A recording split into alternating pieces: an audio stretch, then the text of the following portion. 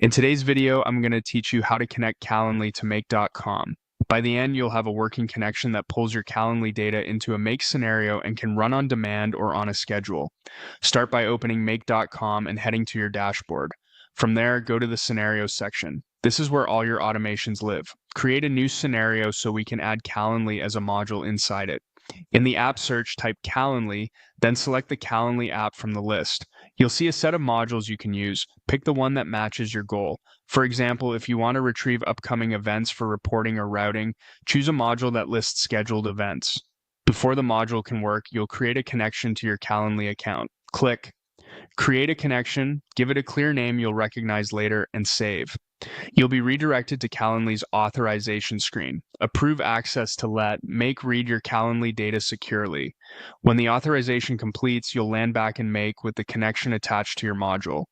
Now configure the module field so the request returns exactly what you need. Add your organization URI. This identifies your Calendly organization. You can find it in your Calendly account under API or developer settings. Next, add your user URI, which points to your specific user within that organization. If you're unsure which value to use, copy the URI from your Calendly profile or users area.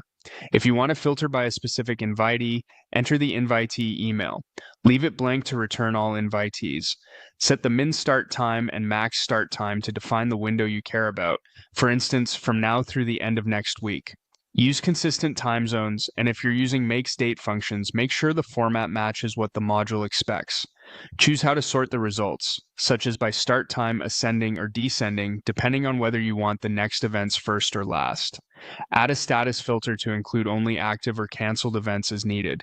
Then set a limit to control how many records come back in one run, which helps with testing and performance. If you see a message indicating a value must not be empty, double-check all required fields and remove any stray spaces. Click Save to lock in your configuration. Finally, hit Run once to test the scenario. You should see bundles come through with your Calendly data. If everything looks good, you're connected and ready to build the rest of your automation.